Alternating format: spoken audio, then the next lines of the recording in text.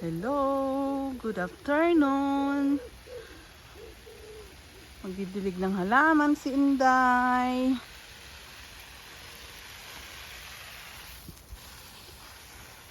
Need ng water ang mga plants.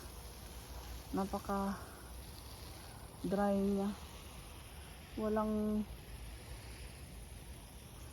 ulan. Mahigit 2 weeks. 1 week. 1 week. Today is 24 grad. Kaninang tanghali 28 grad. Umabot ng 28 grad. Mainit.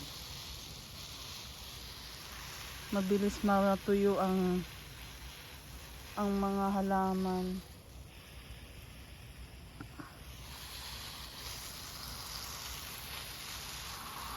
Ito ang routine ko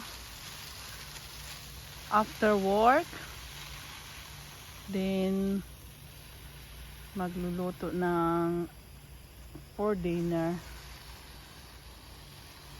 Friday today, nagkaroon ng bisita si Ate Angie, dumalaw sa amin kasama ng asawa niya. Siya yung Pilipina na kasabay kong pumunta ng Germany. Sobrang bait ni Ate Angie. Doon kami nag-order ng ticket para papuntang Pilipinas. Simula nung makilala namin si Ate Angie, doon na kami nag-order. Nakakakuha kami ng discount, mababang ticket, nakakaano kami. Mabait silang mag-asawa.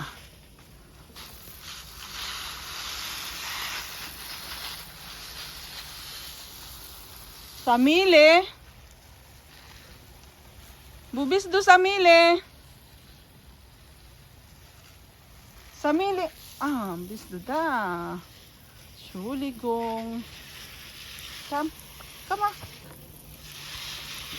Siya ang kasama ko sa labas. Ako lang mag-isa sa labas.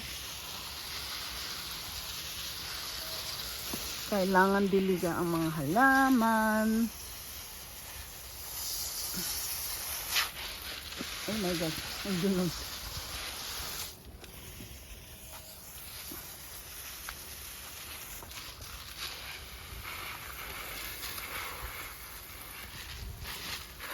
Time management lang.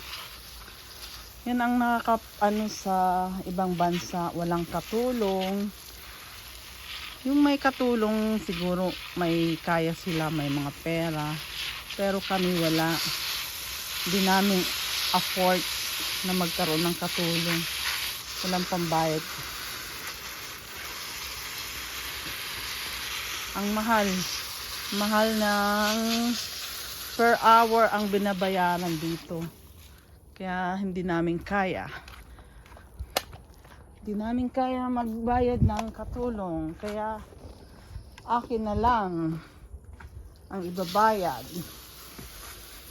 Kaya naman guys,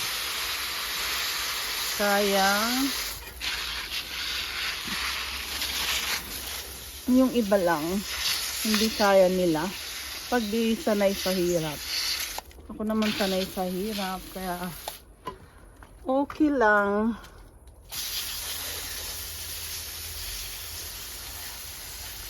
Nawawala naman pagod ko pag nakita kong mga halaman na maganda, na? At makita ko si Samili, na? Wala nang pagod. Si Max. Tama na. Bukas maliligo kami. May bisita kami bukas ulit. Guys, happy weekend. Have a blessed weekend. Stay safe, healthy. Ingat-ingat. God bless. Bye-bye.